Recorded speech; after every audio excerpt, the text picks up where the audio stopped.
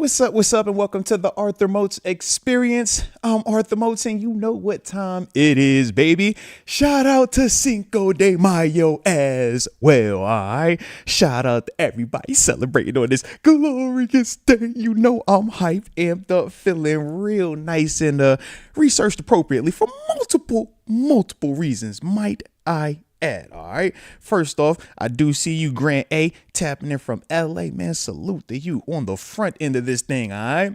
But your boy is feeling good. All right. Cinco de Mayo. Y'all know I love me a little salsa, a little Taco Tuesday, even though it's Monday. Okay. So I'm ready to turn up. I should have had the sombrero on, but I was feeling my New York hat today. All right. But we got to talk, gang. We got to talk. Because your boy has been in recovery mode, okay? Yeah. Your boy is in big time recovery mode, all right? Shout out to parents. Shout out to children. Shout out to love, all right? I'm going to just give it to you like that on the front end of this thing, okay? Cool, because your boy G Money got your dog this weekend. Oh, yeah. Ladies and gents.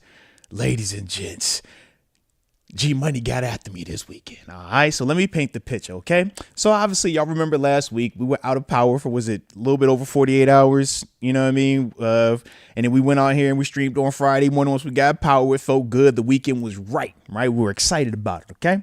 So from there, everything was good. Okay. But my little guy, he's in this group. It's called Kids of Steel. All right. Kids of Steel. It's where, every Friday for, since January, every Friday, kids go to school early and they'll practice for the kids marathon. Okay. Shout out to the kids marathon. So we take my little guy early every Friday, not even thinking about the actual marathon. I'm just like, yo, this kid is still take my little guy early. It is what it is. Right. So boom. Everything is good up until Saturday hits. And I'm like, all right, what's going on here? Well, it's time for him to run in the actual Pittsburgh Kids Marathon.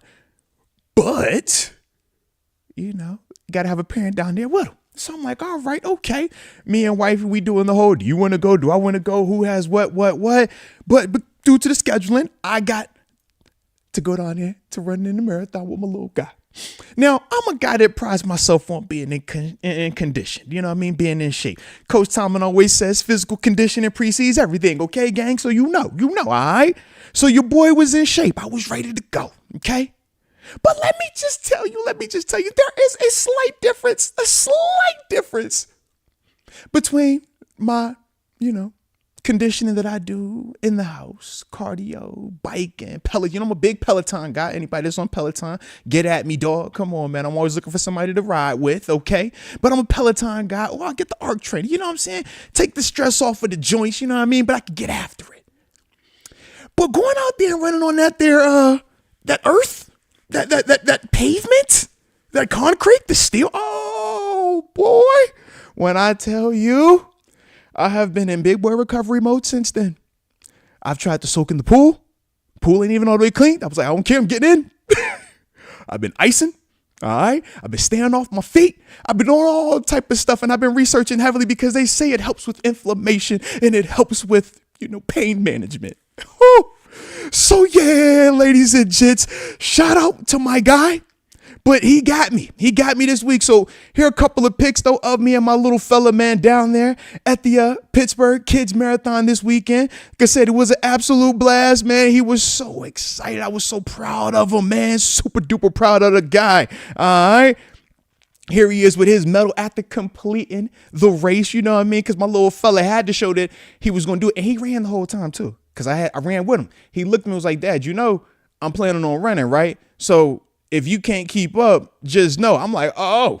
So, I couldn't back down, right? So, of course, your boy finished it with them. As you can see, I'm leaking, man. Yeah, I ain't sweat that hard in about 7-8 years, baby. I was like, hold on, bro. We ain't done this in forever. All right, it's been a little while. I even broke out my cool. You see, I had the cool Tasmanian devil socks on, right? I was going for an appearance. All right. I'm thinking I'm going to just look cool, take some pictures, got the green and white. You see the aesthetics.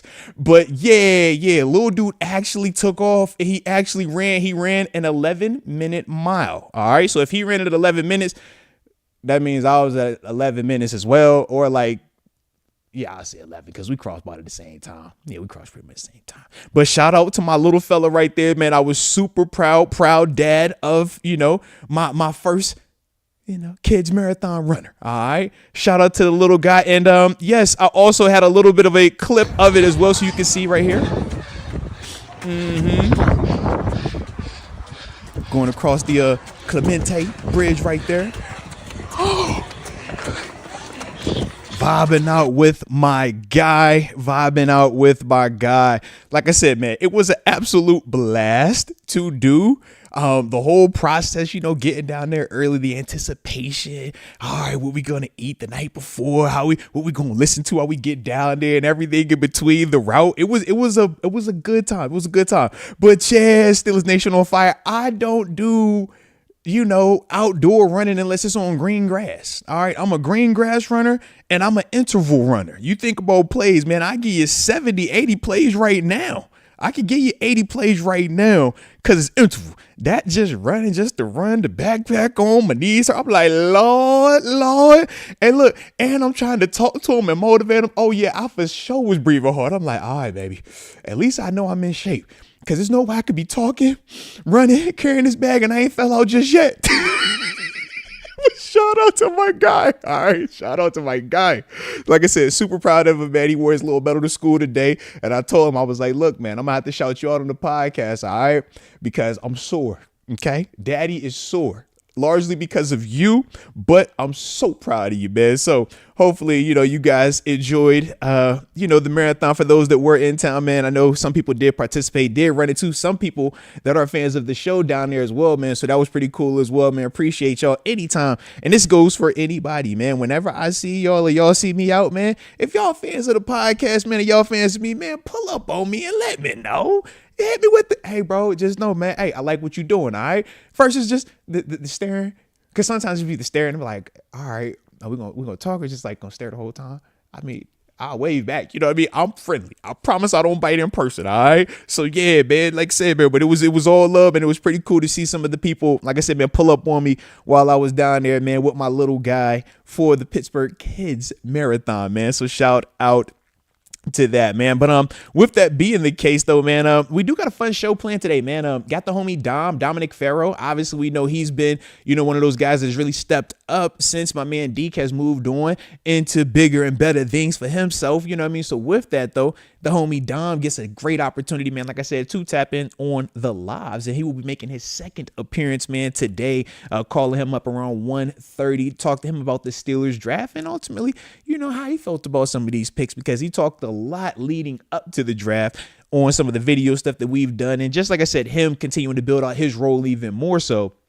So, like I said, man, super excited about that. And, of course, the homie TG, now that I had power and everything was back on one accord, did get a chance to chop it up with the homie earlier today, man. So I will, like I said, man, have that video when he's talking today, man. He'll be on with us and you'll be able to see him, man. So I'm definitely excited about that, man. Hopefully y'all continue to enjoy the evolution of what we are doing over here, man. Like I said, man, just got a lot of fun stuff planned, man. Different little things that we're going to be adding to the show, man, or just different content that we're trying to be showing you guys throughout this process, man. So super excited. And Spice Creations, man. So yeah, I was waiting on you, Spice. I've been waiting on you. I see you said, where did D go? All right, Spice. I hate it had to be you, but I got to unfortunately tell you the truth, okay? I guess it was about 5 months ago now. Yeah, in January, baby. We were in January. All right. We had a show in here, man. The homie Deke, me, we're talking and we're like, all right, bro, how you feeling? He's like, bro, I'm loving everything. But if Spice Creations doesn't comment, I'm going to leave the show. And I'm like, bro, stop playing, bro. Spice is always here. Spice don't never miss. And Spice not just watches. Spice gonna comment. Spice is active. So he's like, all right, bet, man. Let's do it then, bro. So I'm like, all right, say less, man. So he's like, but look, if Spice don't show up, then I'm off. I don't want to do the show no more. I'm like, say less, man. I'm like, bro, this is a layup, man. All right, look. I said to double up. I'm like, well, look, how about this, man? When Spice comments, I'm going to need you to go ahead and do this for X, next. He was like, all right, say less. So we over here like, yo, let's get him. I got the whole show going on, man. Literally, Let's Go You Dub is up there. Jamie Carlo is up there. Rod Dollar's up there. Everybody's up there like, yo, where's Spice? Where's Spice? And then the whole time we like, bro, Spice never pulled up. So literally we wait like 3 hours. 3 hours and it was like 3 hours and 51 and a half seconds. As soon as that thing hit 52, he was like, yo, what's up? Walked out, never seen him again. Hurt my heart, Spice. Hurt my heart. And we all had to agree. The chat was like, yo, you need to go tell Spice it's his. And I'm like, no, don't put it on Spice. Don't put it on Spice. It ain't her fault. Don't put it on Spice. It ain't her fault. But they was like, put it on Spice. I'm like, no, it ain't her fault, man. She cool, man. It ain't her. But they really wanted to put it on you. So unfortunately, he left because you stopped commenting. You stopped showing up. All right. And this is where we are now. And it hurts my heart. I was crying. I've been crying all week, all month thinking about it. Because I knew it was going to be a time where I had to do this again, Spice. And I hate it had to be you, Spice. I hate it had to be you, Spice. But yeah, Spice, that's what happened. So hopefully you don't feel bad about it and you can enjoy your Cinco de Mayo, okay? But in terms of what really happened, nothing negative, man. After, 6.5 years of doing the show, we did our, post-year meeting. And he was basically like, man, I'm ready to see if I can do this on my own. I'm ready to, expand as a solo person, man. And obviously we had a great opportunity last year, man, with some of the stuff that he was doing outside of what we were doing here. And for me, man, I told him, man, I only want to see you win, bro. So with that being the case, man, go out there, man, get after it. So from what I've heard, I'm doing this day, man. So I'm like, yo, keep going, man, keep killing it, man. Because to me, all I want to do is see dudes win, man. I think about, man, when we first met, the opportunity, and now where it's at right now, what it's developed and growing into, man, I'm never going to block somebody's blessing, man. That's not my energy. So that's ultimately what the homie is up to, man, spreading his wings on the solo vibe. And yeah, we're excited for him, man. So we are super supportive. All right. There is no ill will. I know at times people wanted to be spicy. Man, they was beefing. Yeah, man, Moats ain't paying more. Deke tried to holler at somebody. Nah, it ain't nothing. I ain't got nothing crazy for you. I wish it did. It'd be way cooler for the views. I promise it would. But yeah, man, it was just literally, the homie's ready to grow, man, spreading his wings, man. And like I said, man, I'm just in that space of like, dang, Deke, I'm happy for you, but it sucks at the same time. Kind of like my daughter. My daughter's about to be going to RMU, Robert Morris University. I'm like, I'm happy for you, but it sucks at the same time because you leave it, but you can't hold people the whole time and close your head because then they never get a chance to grow and reach their full potential and just ultimately live out their dreams the way that, I'm able to do mine. So that's ultimately what happened to the homie Deke. But now you're in on the joke, Spice. All right. So what we do is this. Every couple of weeks, somebody pops up and they ask, yo, what happened to Deke? Where's Deke at? Right. And every once in a while, we'll pick a person. All right. And when we pick the person, you see everybody in the chat was like, yo, it's on you. It's your fault. That's what we doing. All right. So it's going to keep happening throughout the offseason, especially when the season hits and more people come back, more eyes on the channel. That's going to be how we hit them, though. All right. As soon as that's, all right, hey, look, bro, it's your fault, right? Oh, I hate it had to be you. Oh, man, let me tell you what happened. All right. So you're not alone with this, Spice Creations, but that's the vibe. All right. So that's ultimately what happened with the homie. So like I said, all love across the board. All right. But with that being the case, though, hopefully y'all are enjoying how we rocking out, man. And if y'all, hit the like button one time for the culture and don't forget to subscribe either if you're new to the channel. But let's get the show rocking off the way that we always do. Drop it in the comment section where you're tuning in from, so that way I can give you that big boy shout out to start today's show.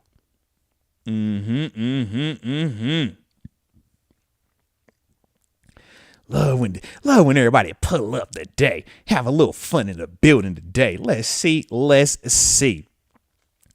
Alrighty, all right. Okay. I see y'all. Let me get these shout outs going over here, man.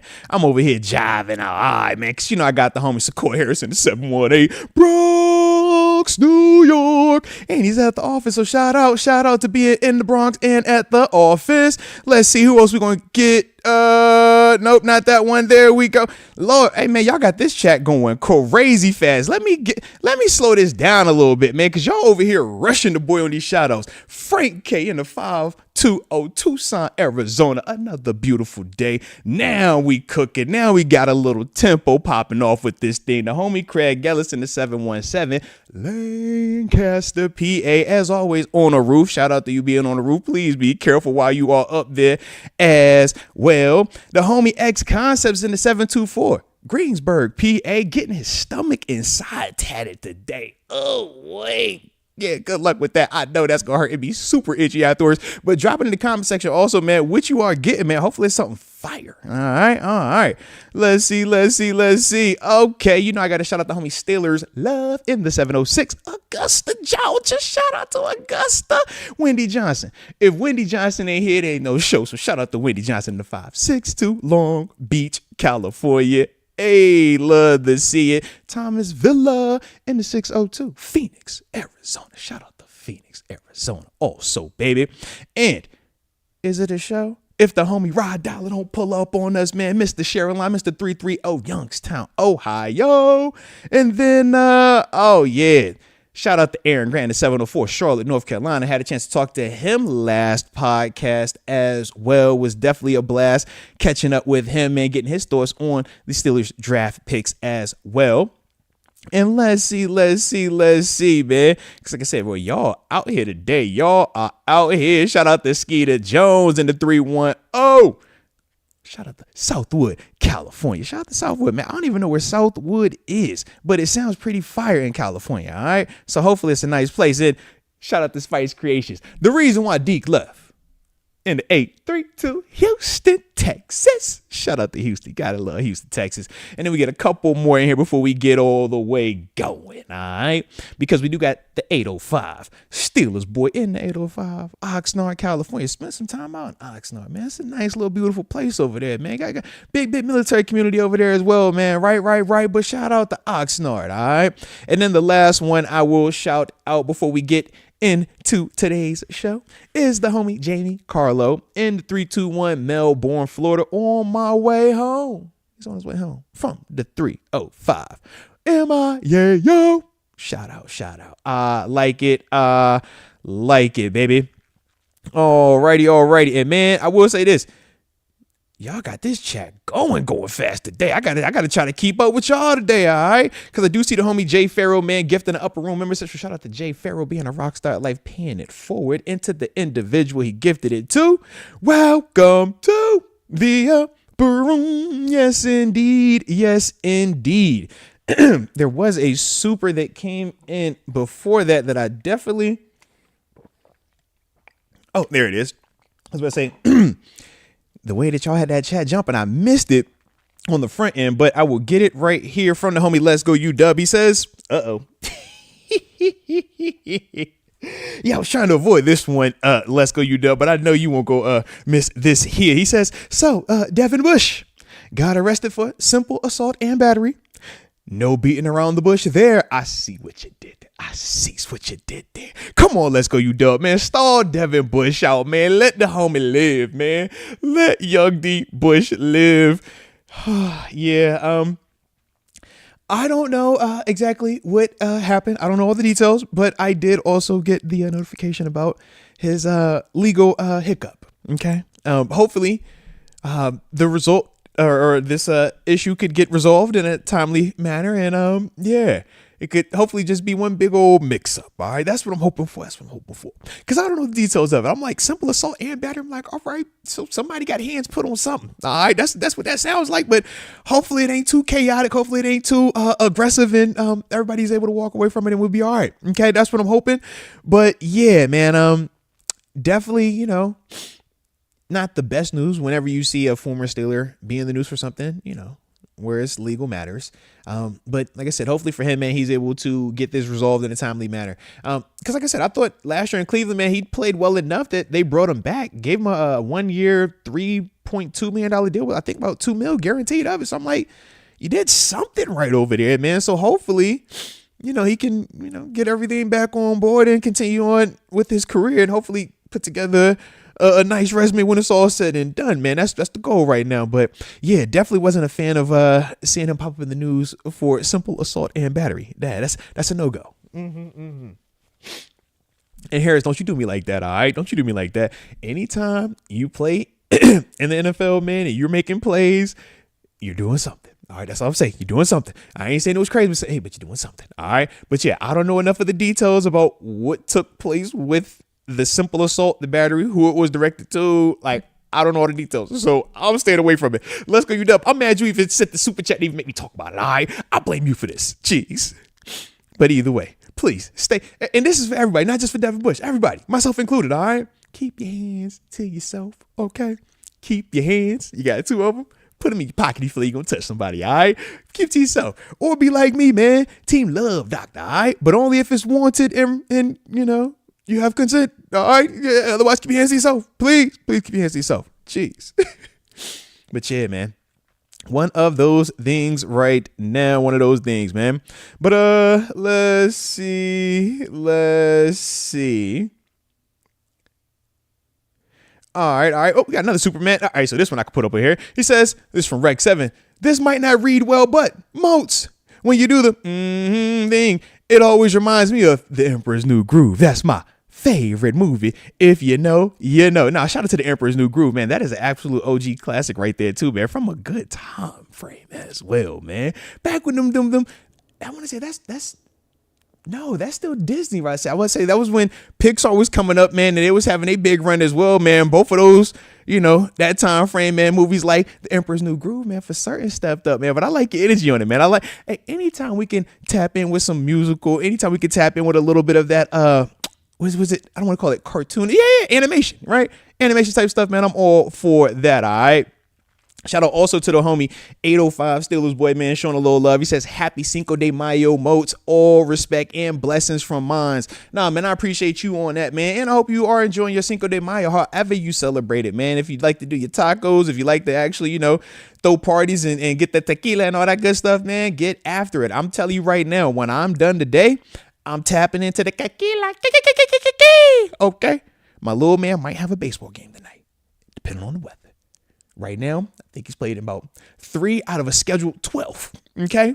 It's been bad weather right now. All right. But if he plays tonight, I'll be the dude out there. All right. Enjoying myself. Might have a sombrero. Okay. Just throwing it out there. So shout out to Cinco de Mayo. Okay. Shout out to the homie 805 Steelers boy as well. And then let's go, you dub, showing love. He says, we got rookie jersey numbers and signed Robert Woods. No, big facts on that. I have not had a chance to check out the jersey numbers just yet. We will talk about that though. Like I said, in the future for certain. But yes, Robert Woods, man, that signing was big time, man. Me and TG actually are, we talked about that on the call. Like I said earlier, you'll see that in a few, because I hit him up around like 2:00 time frame. But yeah, man, I like the Robert Woods pickup, man. Funny story. That's actually one of my former teammates, man. We were in Buffalo. My last year up there, we drafted Robert Woods. That was my rookie, man. Shoot, actually, when I was doing content up there, different format. Obviously, we weren't on YouTube, but that was the infancy stages of Arthur Moats, the radio TV host. I had a show I was doing up there, man. He was actually one of my guests, my final season up there in 2013, man. But a big fan of Robert Woods, man, a.k.a. Woody. About to say, man, good dude, man. Locker room guy, first off, man. You're not going to have any type of issues with this dude, man. He understands how to be a professional. That's the best way I can put it with Woods, man. He understands how to be a professional. He understands what it takes to be a leader in that locker room. He's been a guy that's been a 1,000-yard receiver back-to-back before. He's been a guy that's been a part of a rotation before. He's been, a guy that's been highly compensated, and a guy that's just, been bottom of the barrel. Not bottom of the barrel in terms of being the young rookie on that type of contract as well. But because he was a second-round pick, so he had some, coming in. But as a whole, though, man, when you're talking about Robert Woods, man, it's a dude that's going to excel versus zone coverage. To me right now, exclusively in the slot, I think that's where he will excel due to, his athleticism, his smarts, and just his ability to create space.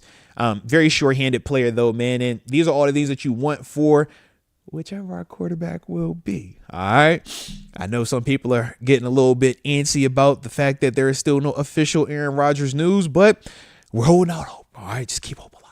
Keep hope alive. And we got a Will Howard in here and Mason Rudolph and Skylar Thompson. All right. So somebody going to hold it down. Somebody is.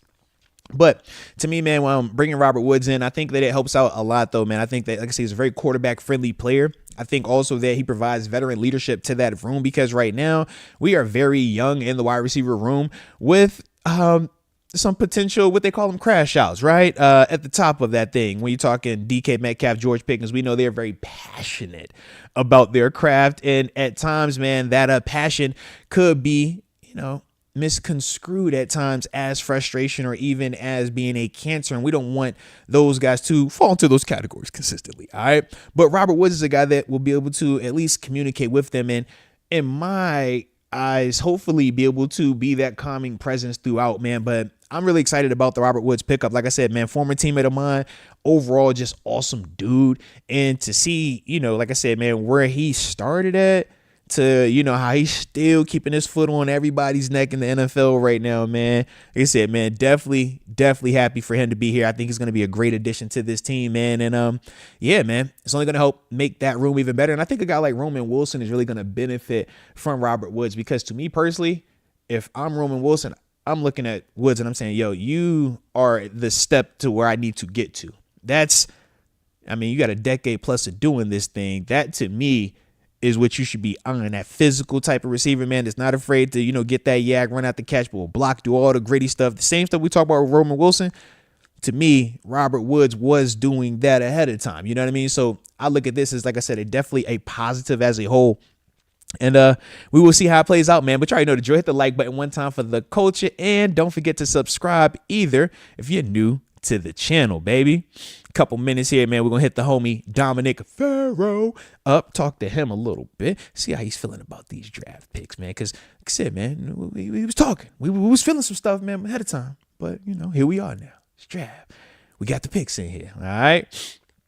But let's see. The homie Justin Gordon. Shout out to Justin Gordon. He says, yo, Moats, you have a ton of West Coast supporters, Southern California specifically. You should pull up to the game or to the Chargers game at SoFi. We be in that thing deep. Salute to you, Justin Gordon. And yeah, man, shout out to all the West Coast Steelers fans. Shout out to the West Coast fans of the channel, man. Fans of me individually, man, as a whole. I always feel the love when we out there on the West Coast, man. Like I said, man, when we were going out there and traveling on the tailgates with the Terrible Tailgate, right? Shout out to Kevin and them boys over there. But yeah, man, we went out there, man, a couple of times, and specifically whether it was the San Francisco game we played when it was the Niners out there for Steelers, or that Steelers Chargers game, man. Big Ben's last season? No, that might have been Kenny then. I can't remember. But no, actually it was 7 during that time frame. Yeah, it was 7. But yeah, man, as a whole, man, it was crazy in terms of the love we felt out there, man. So if we do pull up, if I come back out there, man, I know it's gonna be love, and trust me, man, I'm gonna make sure you know. All right, I'll make sure you know to hit me up or where to be at. All right. So salute to you, Justin. Salute to you, man. But no, definitely a fan of the West Coast, man. Definitely a fan of all the Steelers fans that are out there. And like I said, man, anybody that's a fan of me, definitely appreciate you from the heart, baby. And like I said, man, if y'all are enjoying what we are on today, don't forget to hit that like button one time for the culture, and subscribe if you are new to the channel. Yeah, Thomas Villa AZ was a vibe as well. That was with Duck Hodges. That's actually the game where Deontay Johnson had his punt return, right? Punt return touchdown, man. Reverse field. Actually, that was his year he got all pro. Yeah, so shout out to Doug that year. And yeah, but it wasn't the SoFi. It wasn't when they played in the outdoor stadium. He said SoFi. That was when they were in LA. Yeah, this was a couple of years ago, man. Yeah, I want to say that was 7. I think that might have been 7, man, but I could be off. Definitely could be off though. All right. But either way, like I said, man, definitely a vibe. But now I look at the clock, man. Let me go ahead and get ready to call up the homie, man. I had the Marvin Gaye tunes on in here, man. I don't want y'all want to hear that, all right? That's how I be getting. Sometimes I be in the mood for a little Marvin Gaye to start the show. Other times, you know what I'm saying, we in here trapping. It might be a little scrap. We in here getting crunk, all right? But either way, we're going to have a good time. That's what we're going to do, all right? Let's do it.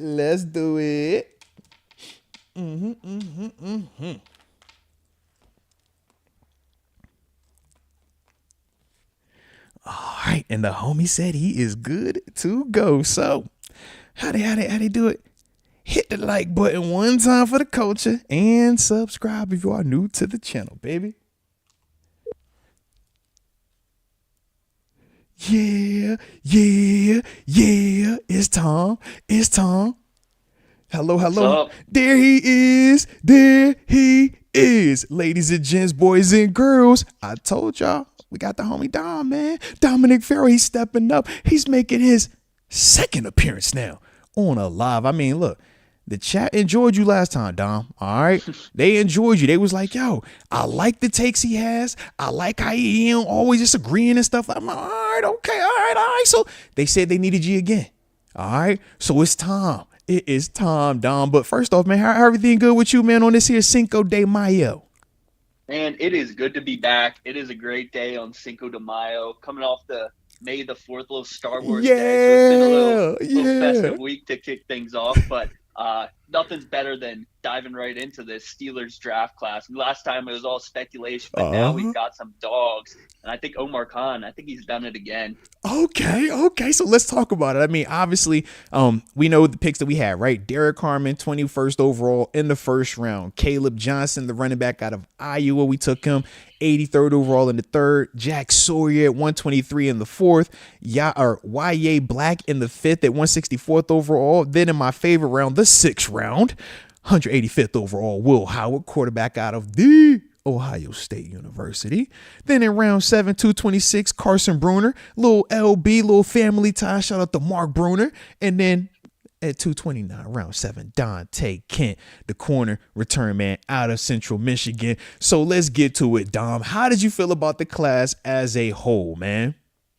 And like I said, Omar Khan, he's done it again. The con Mm-hmm. artist, he just knows how to get the best value out of these guys. I really loved the Derek Harmon pick. He was a guy Okay. that I was super high on for months coming up to this draft.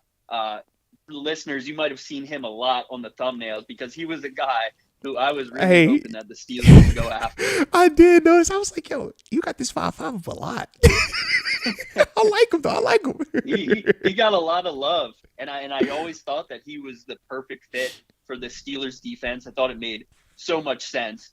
I know that a lot of Steelers fans, it seemed like they weren't too happy about this pick when it first happened, and I get it. It's not the flashiest pick. It's not what everybody wants to see, We but want this is quarterback. Does exactly, he play yeah, quarterback?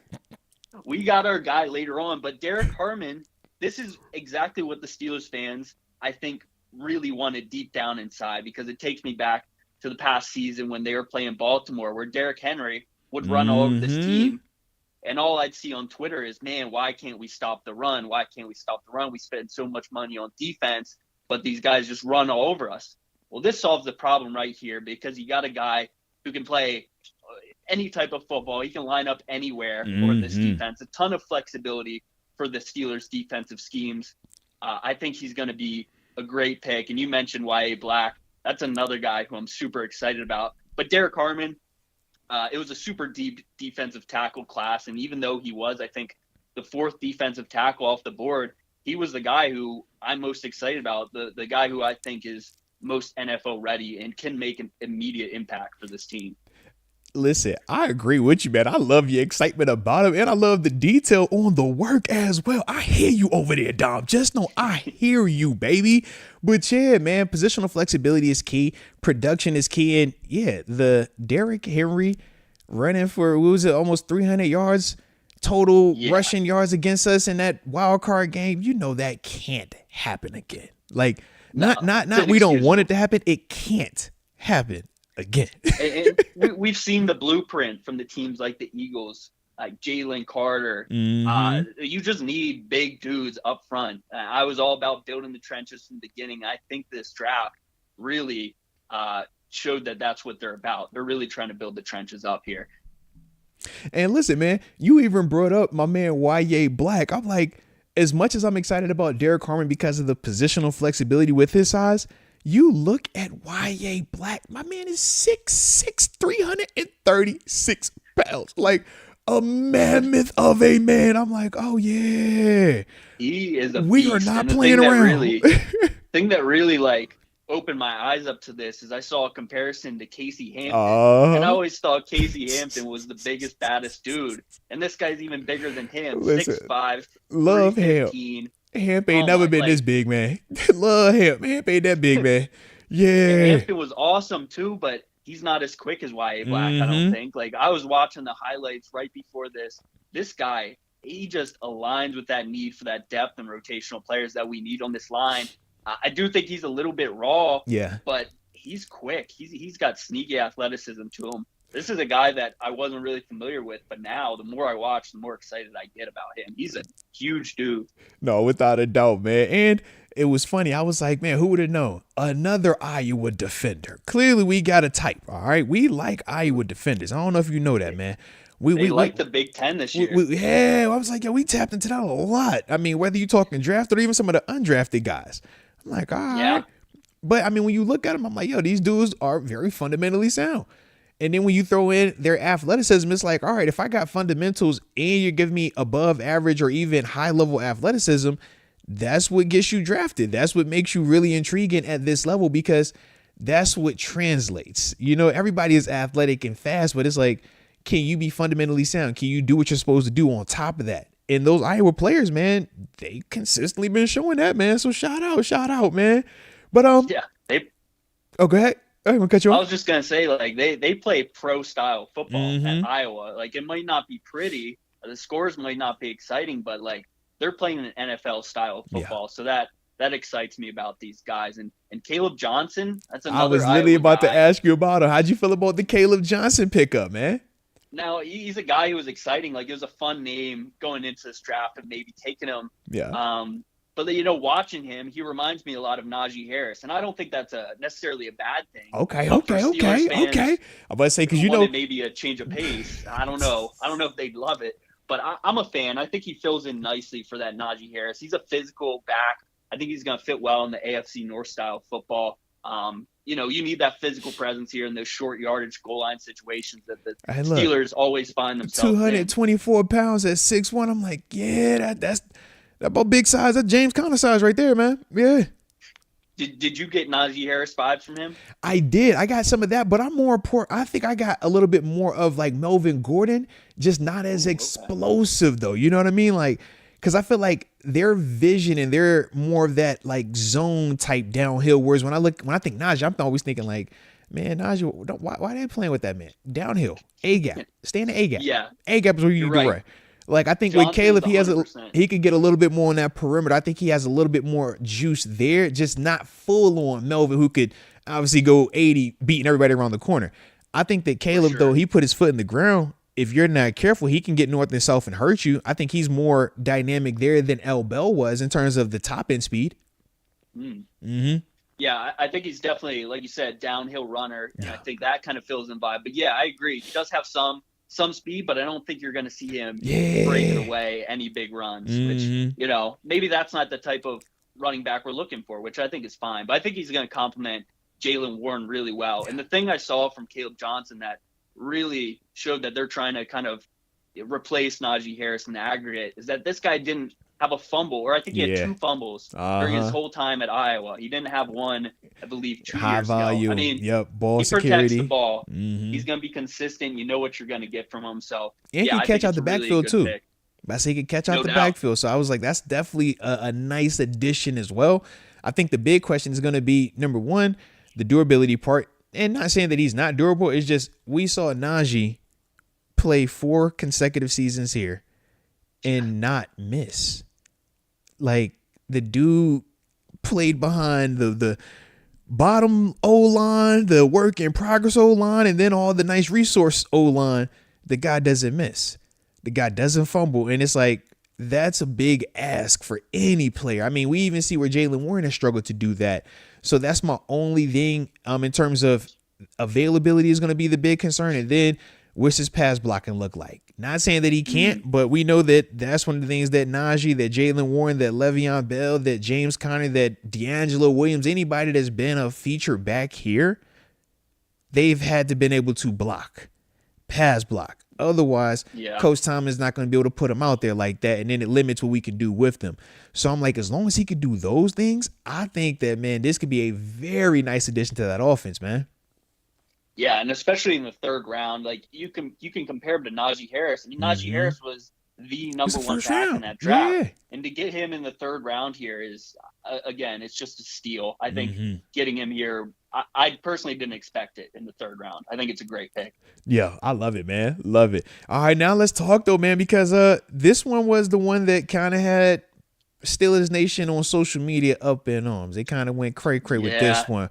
4th round hits. We got a couple of names out there, right? It was obviously a Alec Ayamanor, wide receiver from Stanford, was on the board at this time. There happened to be this quarterback, Shador Sanders, was on the board at this time. Yeah. Just a couple other people out there, but the Pittsburgh Steelers, they went with a position that coming into the draft, people weren't putting it high on the needs list.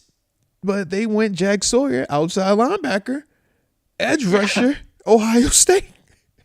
I mean, they're sticking to the game Hey, plan. talk to me, man. You know how valuable these edge rushers are in the Pittsburgh defense. We know we got dogs, but there's never too many. You can never have too many. And, I know Steelers fans weren't too happy. And personally, when it first happened, I was like, okay, this isn't my favorite pick so far. But the more I thought about it, there isn't anyone else I'd rather have, outside of a receiver maybe. Shador would have been, I guess, a little interesting. But Jack Sawyer, he is born to be a Steeler, in my opinion. Okay, Like, he's got the stuff that you can't teach. He's got the stuff like his effort, his physicality, clutch factor. He knows when to make these big-time plays. These are things that, he might Team be captain, undersized. too. Team captain at Ohio State, too, man. These type of things that can't be taught go a long way, especially in the locker room, I think.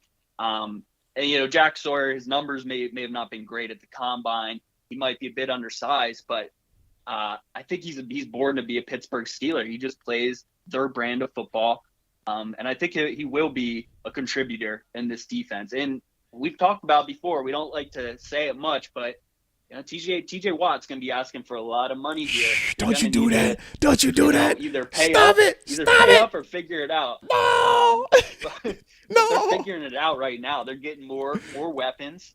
Yeah, I'm excited for him. He's got a high motor. Look, man, Jack passed the eyeball test, all right?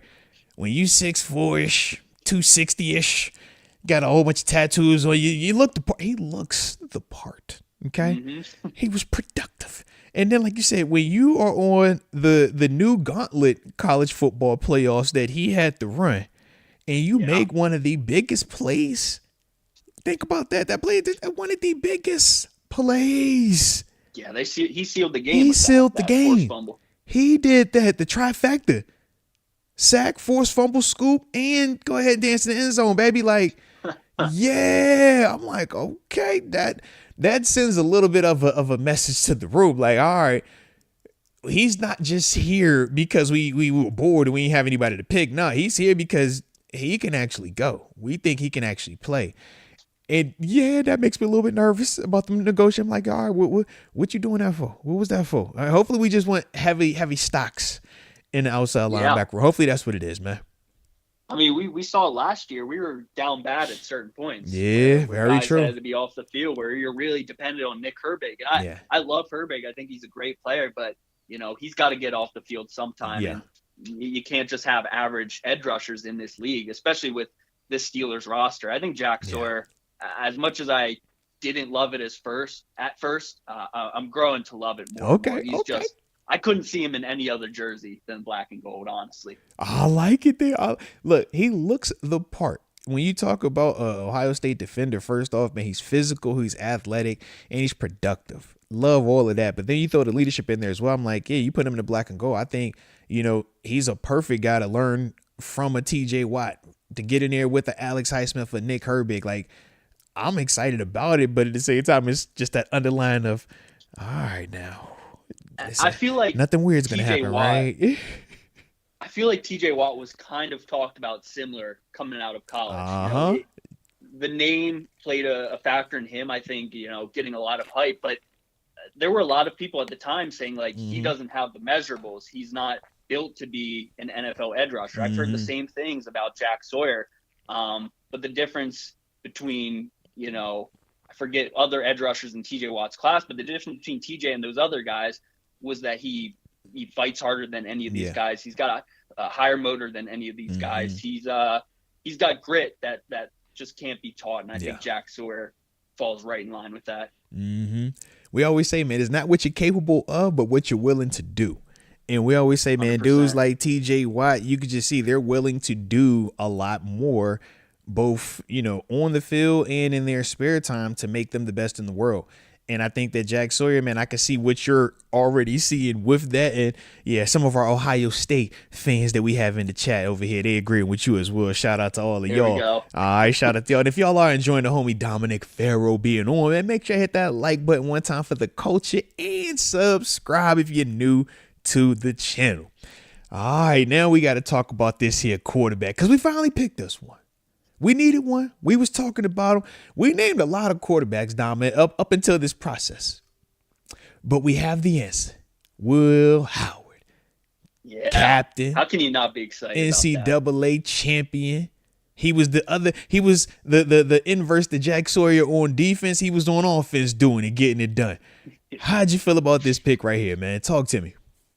And to get him at this point in the draft is somewhat of a miracle. People are saying how weak of a quarterback class this is. There were some guys that excited me, especially later in the rounds. I had talked about guys like Dylan Gabriel, Quinn Ewers. Will Howard was even in that. You can't say later in the rounds. Dylan Gabriel ain't no later round guy, early round guy. Come on, man. You mean later round Listen, guy. He wasn't expected. I don't think anyone expected him at the third round. That's when people were like, all right, something's what's going on? I like Gabriel, but I don't know about that early. Oh, man. But to get Will Howard at this point is really, like I said, a miracle. This guy, he's got elite physical tools. Mm-hmm. This is exactly what you want from an NFL quarterback. 6'5", 240. I hate to draw these comparisons. Don't you do already. It. Don't you do it. Don't you do it. Don't you do it. Say the other one. Got a long way. Say the other one. Say the black and gold one. Say the other one. Don't you do it. Don't you do it. Stop it. Stop it. Stop it. The size and the durability. You can't help but think about Josh Allen. I mean, you just can't. Now the arm strength, it's not on his level, certainly not close, but it is above average, I'd say. He can certainly push it downfield.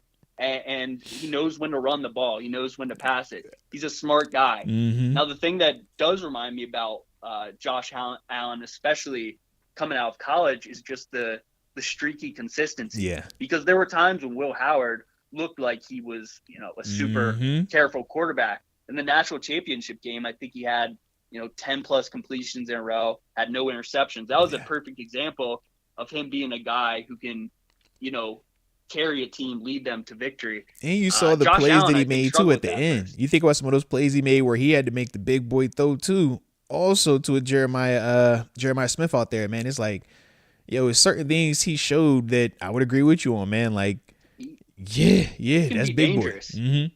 He can be real dangerous. He's a little unpolished, but the thing that that I think dictates how a quarterback's career is going to go is what team they land on.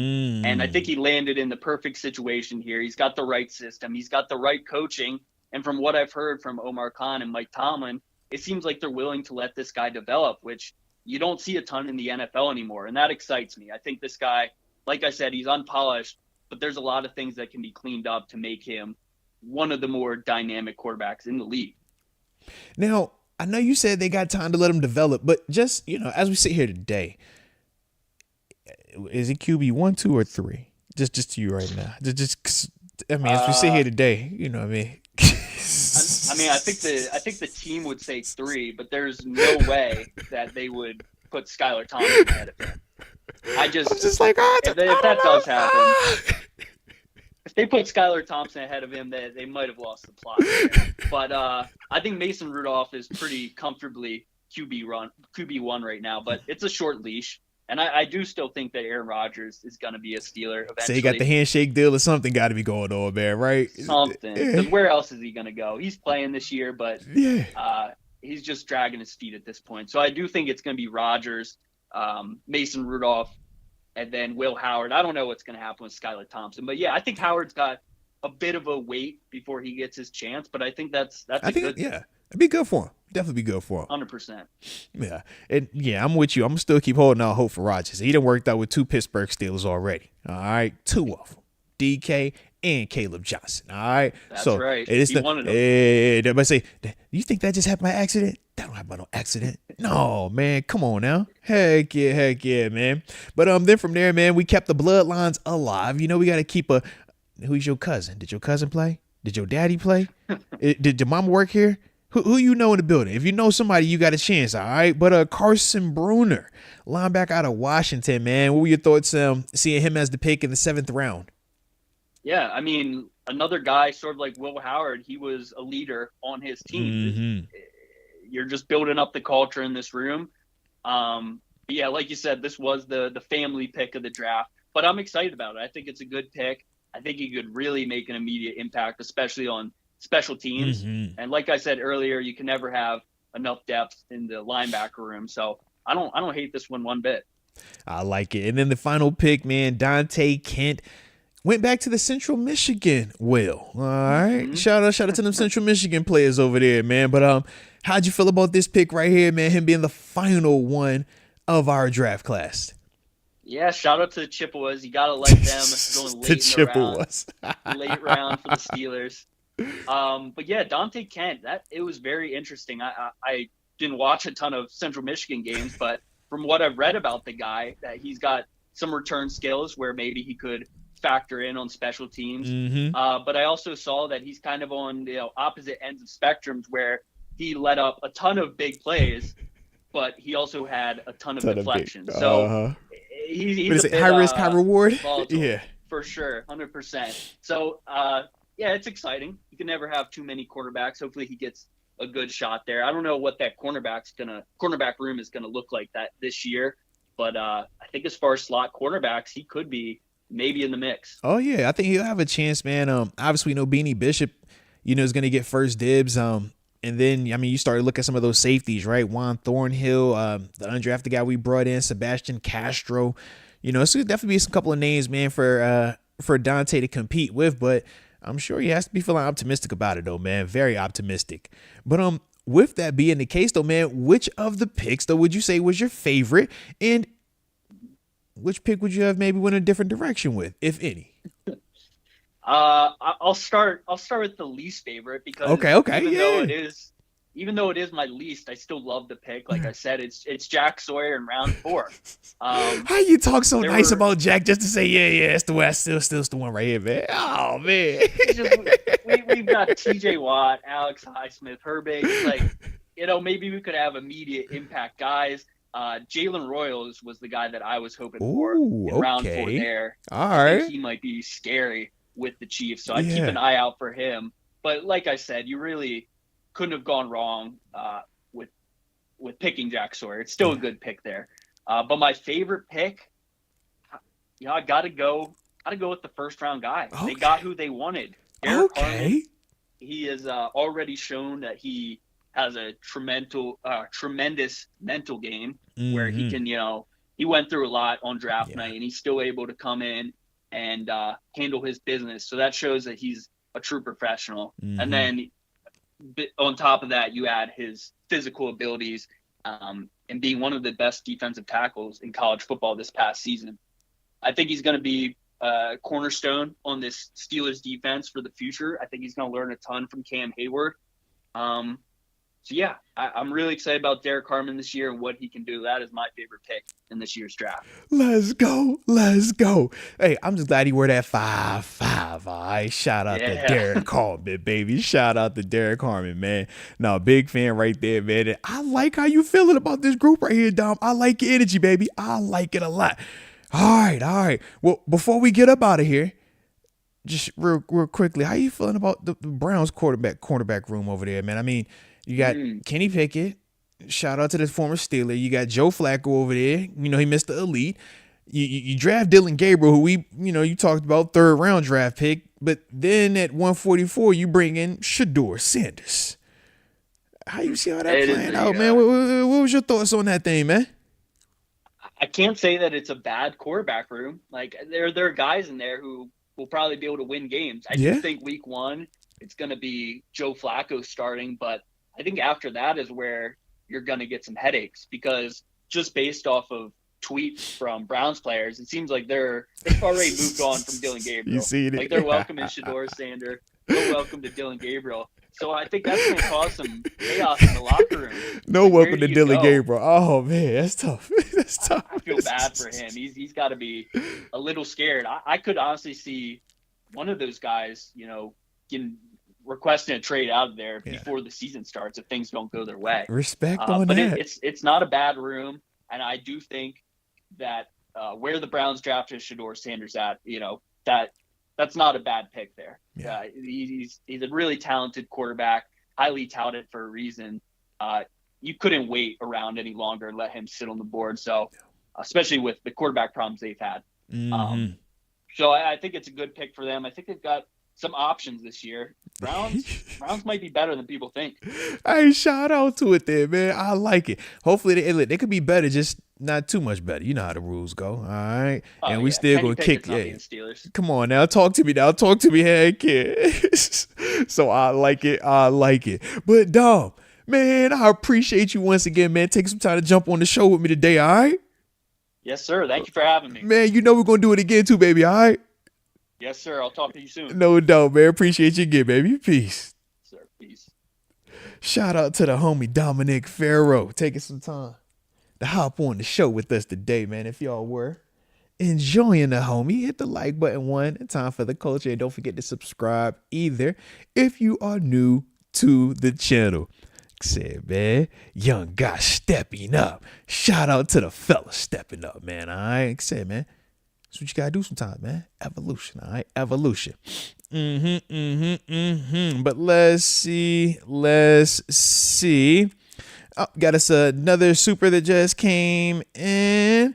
All right, he says, and this is from the homie James Skitka. Cuts his name off a little bit at the top due to just the amount of words in the message, but shout out to you on the super chat. And he says, Moats, I'm at work, so I can't check out the show live, but just want to thank you so much for the live draft shows. Thankful and appreciative for the good vibes and content. Onward and upward. Peace. Nah, shout out to the homie James Skitka.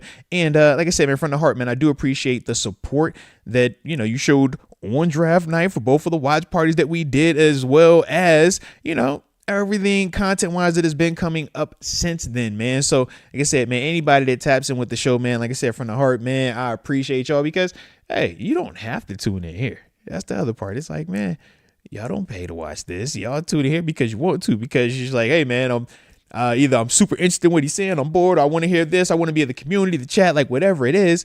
I appreciate it, all right? Because like I said, you don't got to do that, baby. So like I said, man, hopefully I'll keep going on, all right? And to all the new people, keep that thing going as well, all right? All righty. But let's see, man. We got a couple of minutes.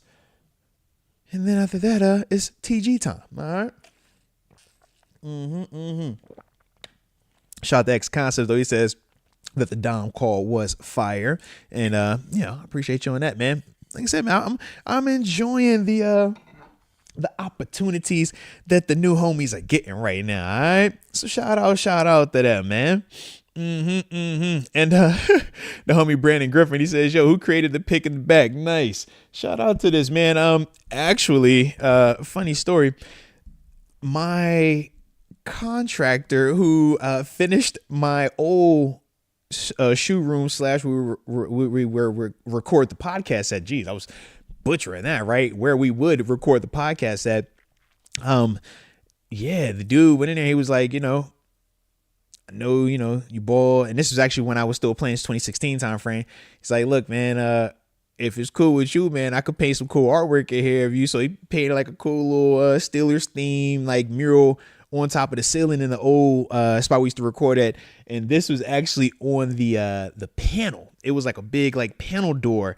And yeah, man, since we were selling the house, the people that were over there doing some of the repairs were able to take the panel off for me, and now it's over here, man. So I figured it'd be a nice little addition to the setup, you know, give us a little background pop a little bit, all right? And since the homie D can't hear no more, I ain't want to be alone by myself too much longer, so I figured I'd just rock out with my homie, all right? That's me, all right? I do like the military gloves on it, though, all right? Salute to service, all right? So definitely was a vibe with that one, man. But yeah, man, so that was ultimately the story of said picture, man. But I'm glad that you like it, all right? And anytime I see that picture, I'm like, yeah, I remember that. That's working out with Debo all the time. I got them elbow sleeves on because my triceps was jacked up, man. Yeah, me and that thing, I was so daggone buff. Like, holy smokes, man. But yeah, shout out to the homies, though, man, all right? Shout out to good people, too, man, all right? Shout out to good people. So, yeah, but with that being the case, let me see if we got any other. All right. So think we will get ready. Oh, all right. Well, I didn't even see that right there. Let me highlight you real quick as well, X-Cons. I'm liking how we you know what I'm saying, showing a little more love out here the way we doing it right now, all right? But yeah, let's see. All right, yeah, let's get it going then, man. Let's tap in with the homie TG. So like I said, man, if y'all ready for the homie, don't forget to hit the like button one time for the culture and subscribe if you are new to the channel. Let's talk to the guy, the man, the myth, the legend, TG. Well.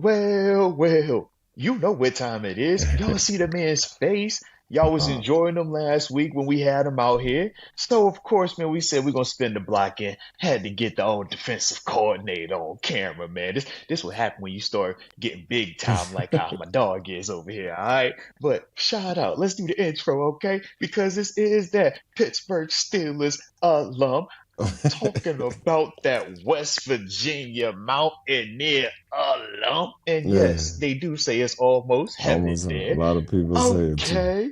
A lot of people say it, man. I'm talking about one half of the locker mates, my mother freaking locker mate, and the current defensive coordinator of Norfolk State University. I see you rocking the green and gold. The one and only Terence Garvin.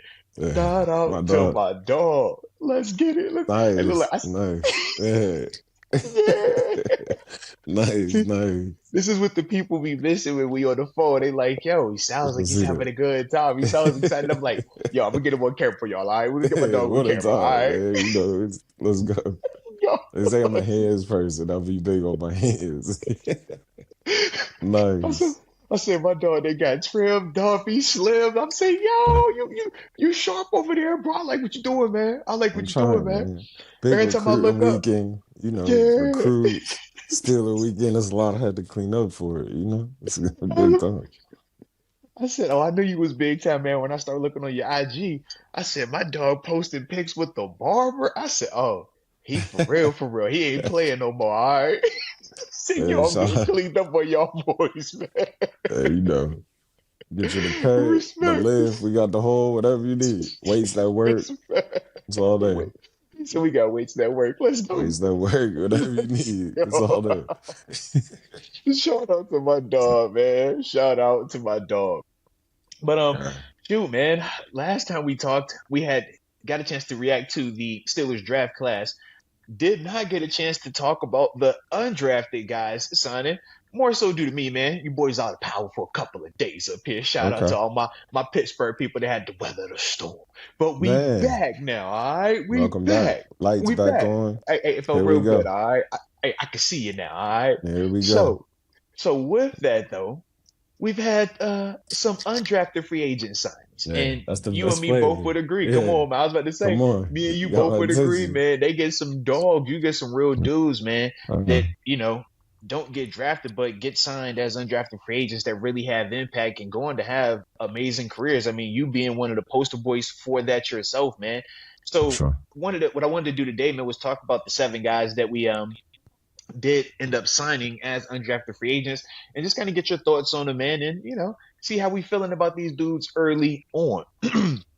But I will list off the first 7 names, and then from there, man, we'll go back and talk about them, you know, a little bit more in depth at a time. All right. But obviously the first guy that we had signed was Sebastian Castro, the safety / slot corner out of Iowa. Then it was J.J. Galbraith, the tight end out of South Dakota. Shout out to the South Dakota people over there. All right. Ben Sauls, kicker out of your favorite university, Pitt. All right.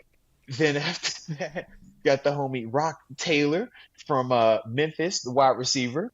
Yeah. DJ Thomas Jones, the fullback from South Alabama. Yeah. Aiden Williams, the guard / left tackle from Minnesota Duluth. And then it was Keyshawn Williams, the wide receiver out of Indiana. Nice. Yeah.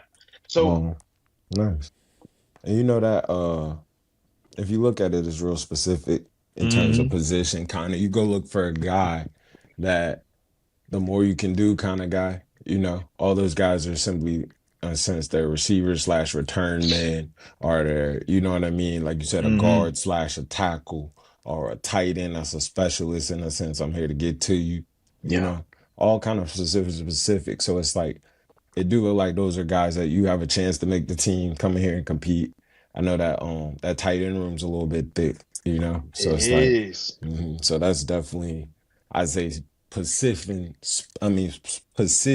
specific in the terms of he got to come here and do some special stuff in terms of in the block game or just, you know, how we can be. Well, and I think that that's the unique part too, man, because with both of these players, man, JJ Galbraith, the tight end from South Dakota, and then DJ Thomas Jones, the fullback / H-back / tight end out of South Alabama.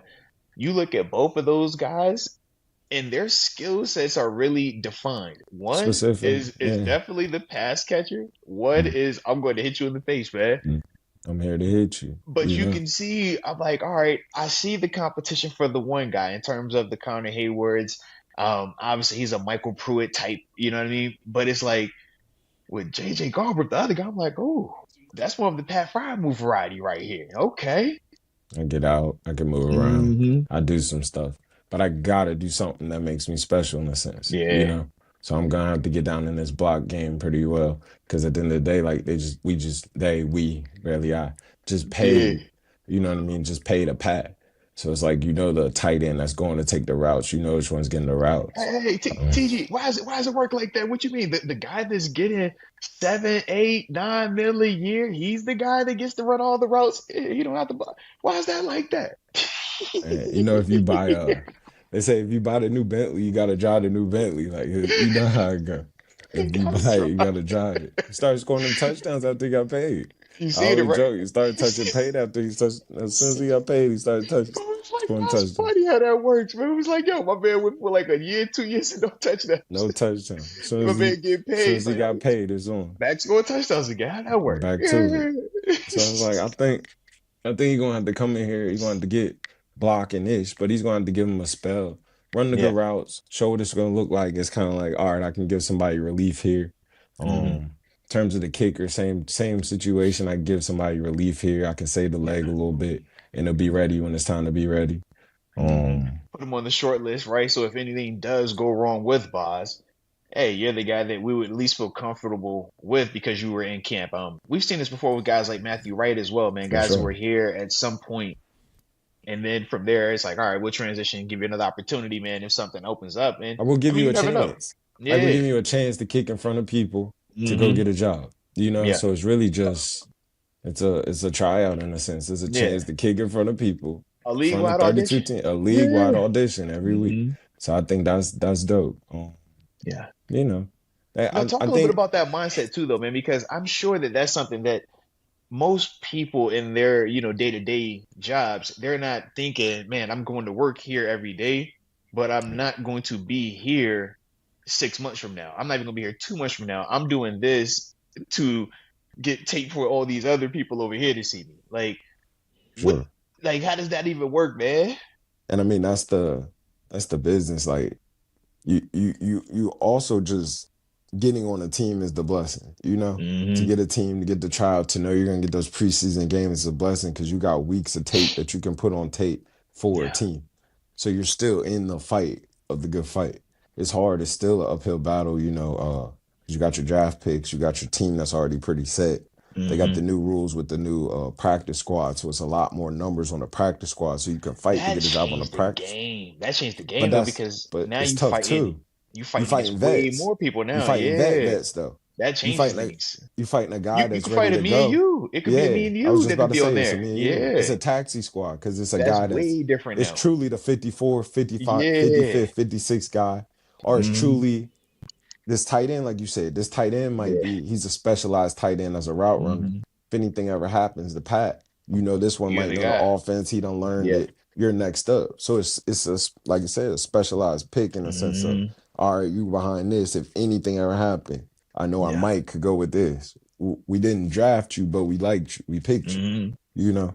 So it's like, because even though to not be drafted, but to still be one of the 7 people that they decided to sign as undrafted free agents, it's like, think about how many players, like, it's a lot of dudes that didn't get drafted. It's a lot of dudes that didn't even sign as undrafted dudes. Like, that's just how competitive this level is, you know? And I'd be curious who the first one is of the list because, you know, like, they didn't have a second round pick.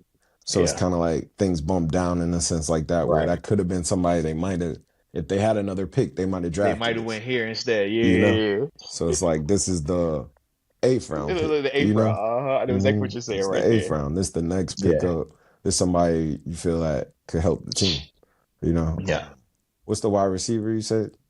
Keyshawn Williams, man, out of Indiana. Now he's the super quick or slack guy. You know what I mean? Twitchy guy. I'm familiar with Indiana a little bit. Usually that's JMU-ish. Hey, that's kind of frat talk. Already know. But that's a Twitch guy. That's a true slot, So they went small speed there and then big speed with my man from Memphis. You see like the duality of it. But it's essentially the GP prototype, the DK prototype. Let's get another one in here that can grow, learn, watch, maybe help push these guys. Maybe this is a good show team guy. Maybe this is a guy that surprises us. He go up and get it too, man. You watch him like you got some good tape out there. Yeah. One thing, the undrafted guy is a hungry guy. Even though you're fighting the uphill battle, it's a hungry guy. You're the undrafted guy. You're forever undrafted in a sense. So it's like, you gonna carry that with you forever. Yeah. I remember Will Gay was like, just put your head down and go to work. Like, don't look up, just put your head down. So it's that situation. It is funny how they come up with different ways to motivate you. Just put your head down, go to work. They tell me as a 6th rounder coming in, hey, don't count the numbers in here, bro. Just don't count them. Just you be good. It'll play out. Don't count them. Because you be like, why am I here? Why'd y'all draft me? But I think with the Steelers needing help at receiver the way they do, it's like a free agent, you do have a shot. All the positions you said, you do have a shot. It's not like you're coming in here with you don't have a shot. Like, we don't feel like everything is stamped right now. D-tackle, like, that's a little thick in there, I think outside linebacker is more thick than D-tackle. It's a little thick in there in the outside linebacker. I'm like, you bring Jack Sawyer, I'm like, you're a hard 4th right now. It's tough. And you nice, but you are a legit 4th. Like, that's what you are right now. It's not a lot of room in there. So it's like, which is a good problem team-wise. Yeah, very true. Very true. So that's all right. You got a shot. I think free agents, you guys go in the rookie mini camp, do what you got to do. Keep looking forward, going to training camp. Just OTA, just keep on the rise. OTAs, the spring ball is to catch attention, to get somebody's eye, to make it to where you go to Latrobe. Flash a little bit. Just buy yourself time to get to Latrobe. Go to Latrobe on the positive. Go to Latrobe on the rise. Latrobe, arrow pointed up, man. Arrow pointed up. Buy you some time. But and then the preseason's different now. Like, I mean, it's still don't. It's just it's different. 3 games and they trying to cut it down even more. I'm like, bro, how you got to get to it right now. Out? Yeah, like, you got to get to it right now. You got to learn it right now.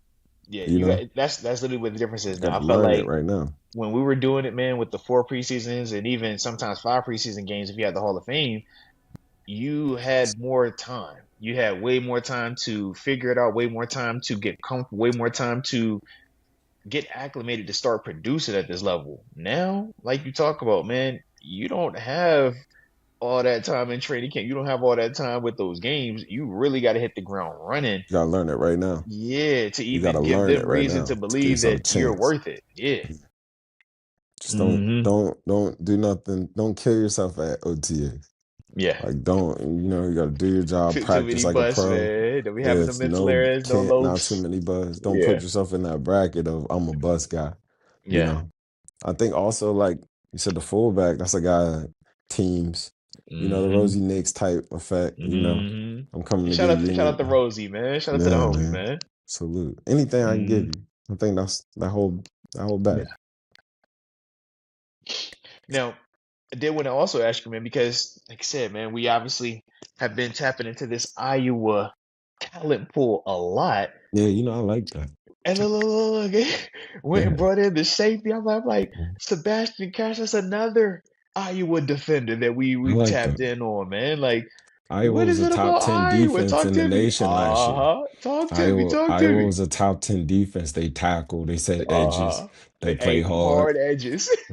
They tackle. They say they'll jump in that cover 2 in the corners and represent the edge. Like they believe in that. So they really will fit you up. They'll fit you up. So it's a tough day. It's a good team. No, I why think you need a hard edge out there, man? Just because I heard how you brought that up and said they said hard. They said edges, bro.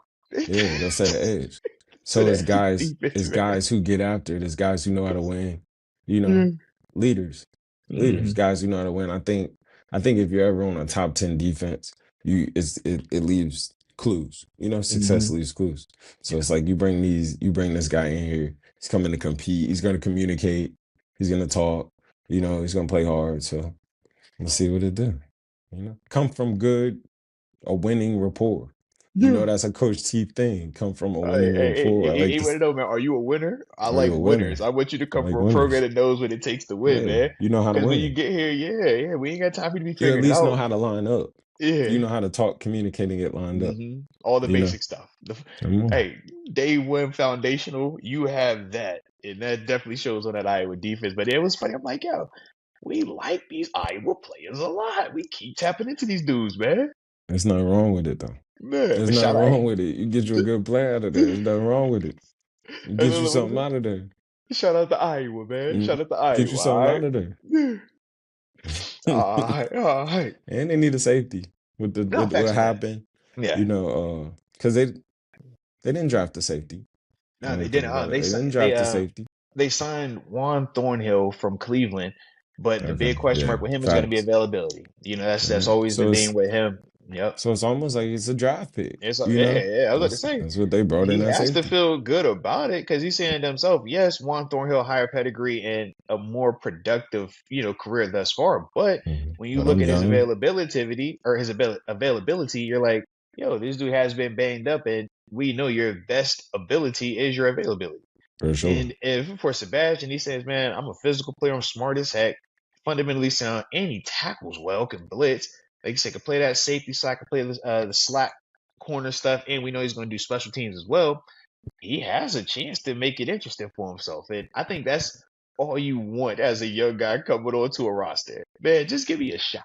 I just need to see where there is this. He has it's legit. I think all these dudes outside of probably the kicker, I think all of them have a legit avenue of how they can make the roster. You know what I mean? And the kicker gets a true audition. Yeah, because he's going to get all the kicks. He's getting all the kicks. That's probably the best spot, not even to be for it. Because it's like you're going to get all the tape. Your tape always translates. Yeah, that 48 yarders or 48 yarders. It don't matter where. It don't matter who you was against. It don't matter if it was in the first quarter or the fourth quarter. Come on. Yeah, that translates. We like that. Whereas they will question your production in the preseason if you play offense and defense. Who was you playing against? What time of the game was it, bro? You go out there and bang him a 48 yarder. Yeah. Another 48 or 42 consistent in the job. You'd be good. Hey, look. And he's hit a 58 just last year in college. A bomb. He hit a 58. So it was like, if you kick him from 58, we know you've been kicking at Pitt your whole collegiate career. That's the same stadium we in, baby. Yeah. For sure. Yeah. I hate that part for him. That's the only thing, Stop.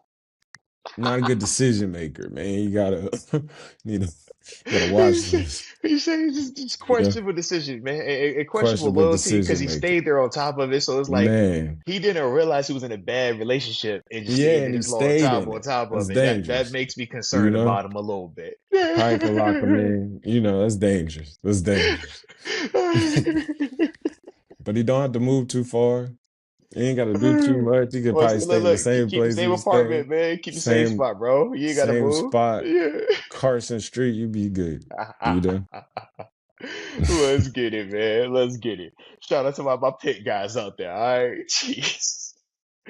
But on top of the undrafted free agents, we also made an addition to that wide receiver room via one of my former teammates, man, a guy that I had as a rookie up in Buffalo. Robert Woods, man. I seen that. Signed him on a 1 year, $2 million deal. That's my guy. I'm like, the young fella still kicking, still doing rocking. 13 in this thing. I'm like, bro, God is good. Keep killing it, man. Like, awesome cat, man. Hey, silky smooth, man. Heck yeah. Stepping barely, sit down, catch the ball, smooth. Yep. Good hands, strong hands. Yep. Go do everything. He ready in there now. Oh yeah, He vetty super in there. vetty. And look, does some punt return. You're like, oh, you just one of them dudes that just and continue to age. Just age like a fine wine right there, man. Heck yeah, man. Good for the room. I think that's a room. You catch it. Pick okay, you catch it. I think that's a let's all stay cool in here. Let's stay calm. It's okay. I've been there before. You don't have to act like that. I've been the man. I've been I normal. done done the back-to-back weight cage. I done got paid. I done been in the big market. I done been in the small market. I was in Buffalo. I done all of it. Yeah. Let's stay calm in here. We're all gonna get the ball. It's all right. Yeah, nice quarterback. Work in progress quarterback. Like my man that had it all. Yeah. Let's work with him, bro. Let's go out there and catch some passes with, like, I know him. Yeah, you know how, girl. Don't look at him and be like, yo, you suck. Say, work with him. Let's go talk to him. Let me show you how I like this right here. Don't put the ball here. Put the ball here. If you put it here, it's easier on all of us, man. Come on. You know. Need the vet. You need a vet, bro. That's a vetty pickup. That's another coach in there. You know. He said we was tired of the crash outs. We was crash out heavy. All right. Can't be straight young. You got to get one to keep it calm. You know. If you remember when AB was always a Cotry and Jericho in there, if you know, you know. You had a Hayward Bay at one point. He's like, yo, keep it calm. I've been the guy. I've been the highest paid. I've been the glitz and glamour. I've been the on the teams. Yes. Yo, I get the coffee too. Let's keep it calm. This where I get my Bentley cleaned up, bro. You don't got to go to those guys no more. Come to these. Look. I know when it's like they had a Bentley. I've done that too, bro. But you ain't got to like look at him crazy every time he makes a bad throw or a bad decision. Or even though you're open and he didn't see you, it's the side. You ain't got to throw the helmet every single time. Fix it on tape, bro. Yeah, get it on tape. Let's talk with him behind closed doors, man. It'd be better for all of us. For sure. Shout out, Mr. 3000. You know. Let me get the cameras, man. Don't do that. I was young before. Don't do that. Bro, you say, look, man, I've lived this life, all right? I know what it's like to be a receiver in the NFL. I know what it feels like. I know when the glitz, the glamour, the lights, the expectations. I get it, man. For sure. But I do like that. But he still does also. I will say this, man. Not just in the locker room part, but also still think that he still provides some type of on-field value as well, man. We know, like you said, he's one of those dudes. He's going to kill you in the zone. You know, all right, sit down, find the soft spot, man. That's what he does. That's what he's made a bail living. You out, show up, be there when you're supposed to be there. Man. Yep. It's a good pickup. Reliable, man. Yeah. Good pickup. In a room that needs help, it's a solid pickup. Yeah, absolutely. Because we are very young. Even though we feel very good about the overall talent, it is still a very young room. I mean, when you think in DK, GP, those are young guys that are the alphas of that room. Then from there, we're talking Calvin Austin, Roman Wilson, Ben Skronik. It's like, whoa. In a room that still needs help. That's another one. Yeah, absolutely. So even though we're excited about, like you said, the Rock Taylors and the Keyshawn Williams, you know, undrafted guys signing in those potential opportunities, having a guy like Woods not only, you know, gives you a proven commodity in there as well, but just a different type of receiver. Because like you said, man, we feel like we got the crazy speed part of it with the Calvin Austin. We're hoping Roman Wilson could develop into what we are going to be getting with the Robert Woods. You know what I mean? That silky smooth, Bill, you all can do all that other stuff in the slot. So I think that, like I said, man, all those things that I see from him coming into this situation, I think are going to be positives as a whole, or net positives as a whole for that wide receiver room, man. For sure. Yeah. I agree. So shout out on that there, man. Shout out. I like it, baby. I like it. Now, I meant to ask you about this last time, but once again, except we just ain't had enough time at that time, man. But you did see where Deontay Johnson came back to the AFC North, right? I did see that. Did you? I did see that. We didn't get a chance to talk about that just yet, baby. But yeah, they've been all around Deontay, the AFC North. Man, everywhere but Cincinnati now, right? Come all on, man. The AFC North. I'm like, oh, but the back with, of all people, the quarterback that he was upset about him, wanted to leave. I said, bro, you back in Cleveland now? You in Cleveland with Kenny and your boy Flacco now, man. But they not the guy. And Dylan Gabriel. Yeah, but I just don't see Shador coming out of that.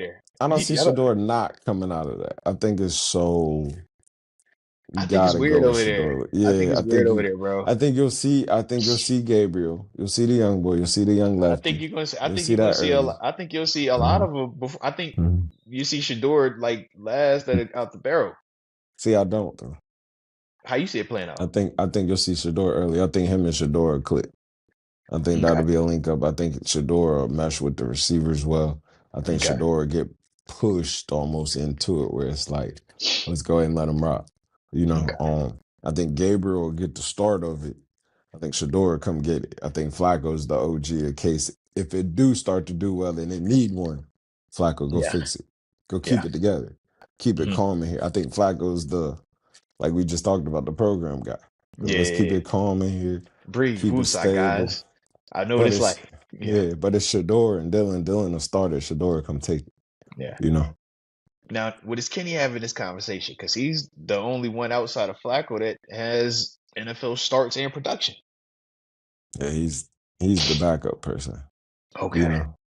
Okay. Kenny's in a little bit of trouble to me. Like Kenny's the one that's in trouble to me. I think Flacco's in there solid. He's the OG. The competition's Dylan and Shador, and I think Kenny's the outlier. I think Kenny's if somebody gets hurt around the league, they shop. They come in and find him. Yeah, that's the guy. Kenny shop him. I can see that. You got Kenny to ship that. You know, we'll grab something with this. Yeah, you know? I can see that. I don't think he's in there to be in there. I don't think that's what that is. Now, do you think with those quarterbacks though, Deontay Johnson still be able to mesh with that and still be good out there too? Or do you see this playing out like how it's been in Baltimore and in Houston as well, where it's short-lived, doesn't work? But did Baltimore not work or did it just not work? You know? See, I don't know. Because you heard the reports where it was like they told him not to come in there anymore. They did not work. They told the man not to come in here no more, bro. Yeah, we've never had that. Yeah. We're cool. Yeah, they say don't show you know how it is, like, man, you go to like Pittsburgh's so raw and real that it's like it's hard to go other places because it's hard to, you know, communicate, speak the language. Yeah.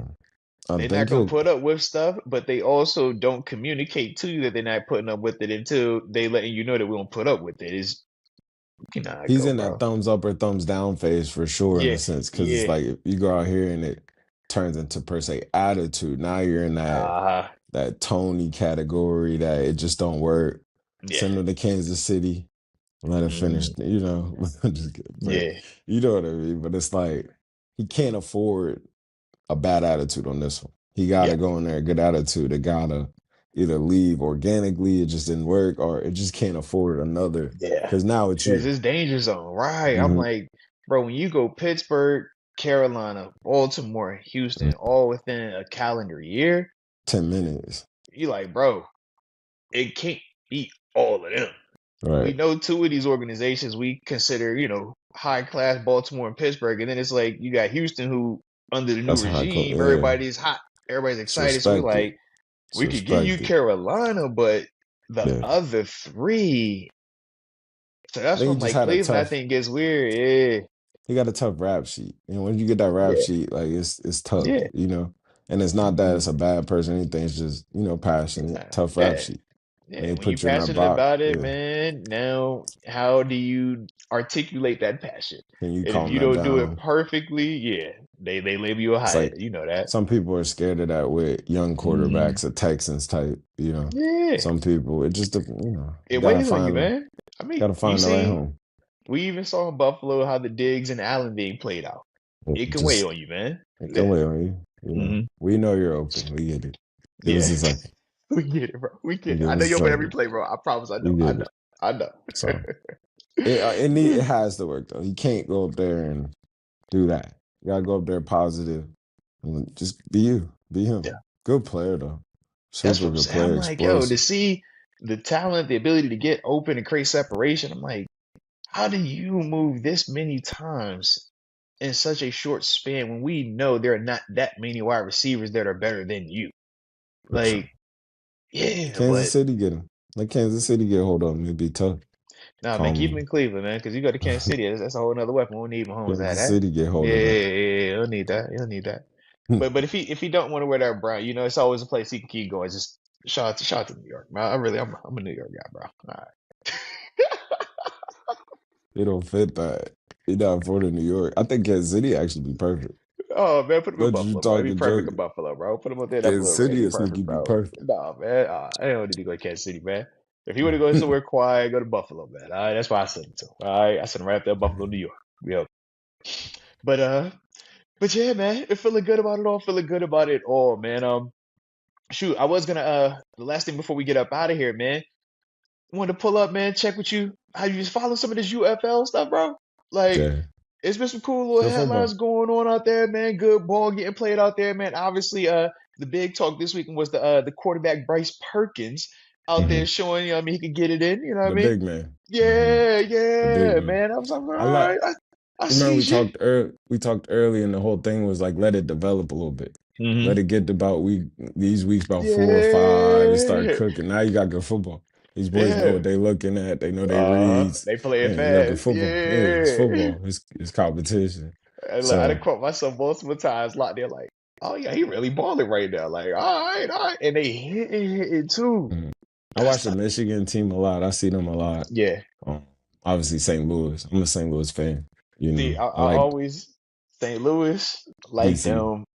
So you're DC. I'm St. Louis, Birmingham, and San Antonio because they're the old black and gold. Yeah. Okay. Those my ones. Yeah. But bro, it's some good ball being played right now, though, It's man. good It football. definitely is. You Now, know? look, I was also laughing because I was like, man, just like any league, it can't just be you balling. Sometimes we need some of that ratchet, some of that off the field to spice it up. Shout out Oh man. Big Puka, big Puka the Cool's older brother, Samson the Cool. Oh man! Oh, he broke the code. You could do a lot. You can't touch the fan. Whoa! You could yell at him. You could talk to him crazy. You could give it all back. Y'all can verbally. You can't touch him. Yo! Don't do that. He knew he messed up as soon as he did it too. Yo. Oh, he tried to get out of there. And his man was like, too. His man was like, just come on. Get out of here, man. He knew he messed up. Oh no! Oh man. Yeah, if I don't expect the fans, all right. I evolution, baby. All right. That had my eyes. The headline, boop. I was like, oh. And can't touch the fan. It was you could do a lot. Hey, look. Can't no touch press is bad press, though. Shout out to the UFL. I'm like, if you had to pick a person to do it, was the perfect person. It's the perfect person. The name. You had to go, man. We didn't even know it. Like, not to be. I was like, he had a brother. He had a brother. We didn't even know. He had a brother. Yeah. Does he have routes like his brother? Like, is this one? No. Does he play like Puka? Yeah. Asking for a friend. Just trying to figure out. We didn't know. We barely knew about the first way. He just popped up on the scene. So I'll be like, hey, maybe it's the same thing here. Yeah.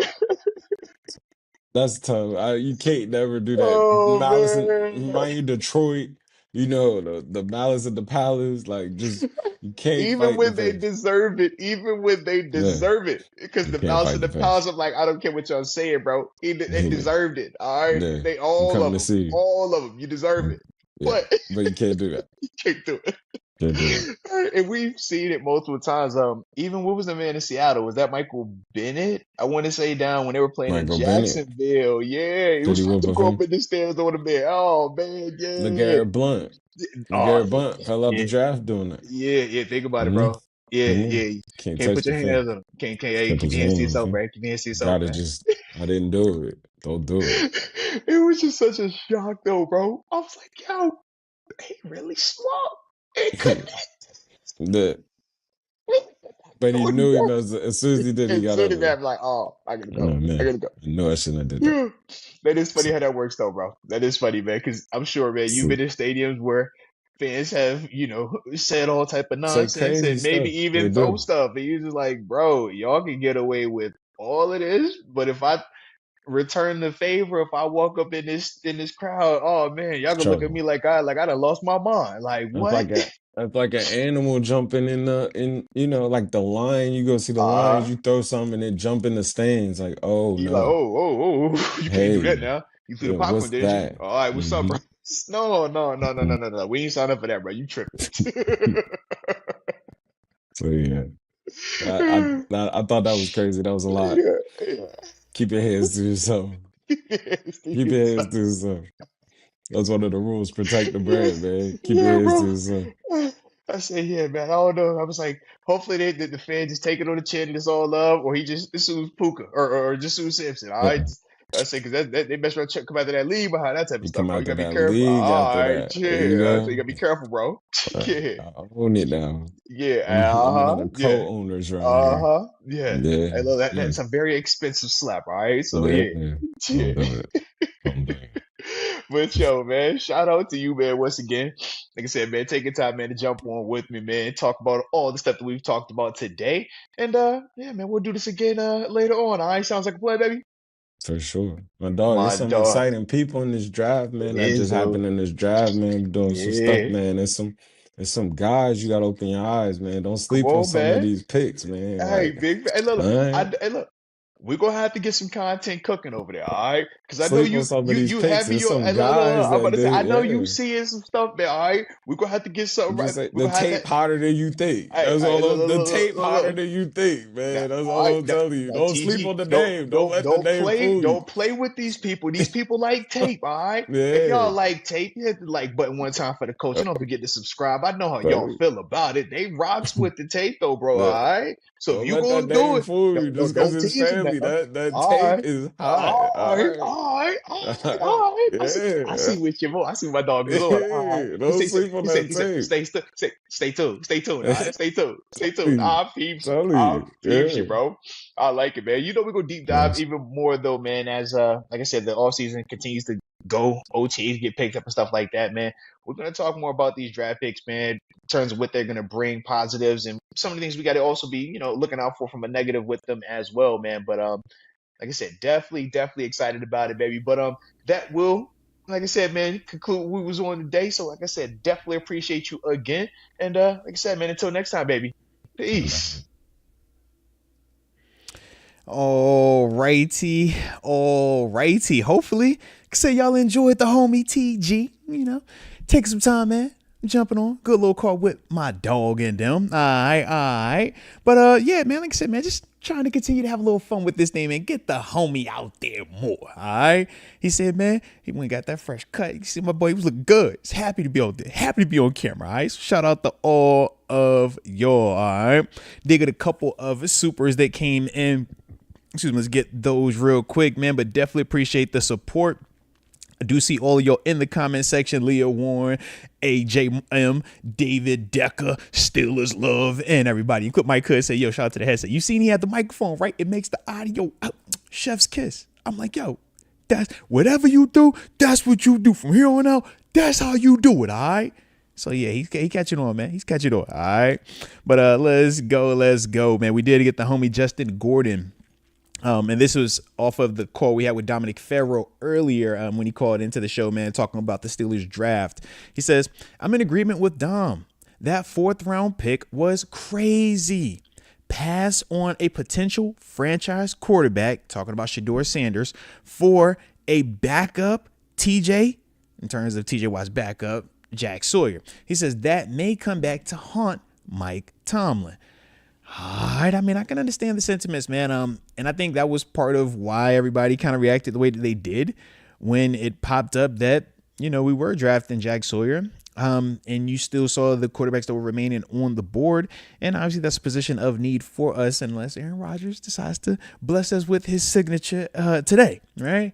But I can definitely understand, some of the skepticism surrounding that pick, and also why you might be a little bit more pessimistic about it as well, man, in terms of the long-term effect of it. So we will see, man. We will see. But you know how I feel, man. And Coach Tomlin, we trust. All right. So we shall see. Man. All righty. Then, also got homie Mike Hood. He says, we're still waiting on the TG emoji. I'm working on it. All right. I got you. I low-key had forgot about it until I just seen you had said something. And I was like, you know what? Yeah, I got to get that right. So that's on me. All right. But let's see. There was another super that had came in here earlier, but I think here it is from Rex 7. He just simply says, TG giving more reasonable takes because he's a coach now. Hey, man, TG, get him off your back. Stall him out. All right. TG still get ratchet every once in a while. He still saying outlandish, all right? But he is a little bit more professional. I'll be over here like, yo, I see you. See, you got the office set up in the background, man. I'll be like, hey, don't show any plays. That's all I keep saying. Don't show no plays in the background, all right? But I love what my dog is over there doing, man. Like I said, over at Norfolk State University as the defensive coordinator. And, yeah. With one of our other former teammates, Mike Vick, man, obviously the head coach over there as well. But, like I said, man, definitely a vibe today, and hopefully y'all enjoyed the show. If you did, don't forget to hit the like button one time for the culture and subscribe if you are new to the channel. That will conclude us for today, but we'll spin the block, get it again on Wednesday. So you already know, tell a friend to tell a friend, but stay safe out there. And until next time, baby, peace.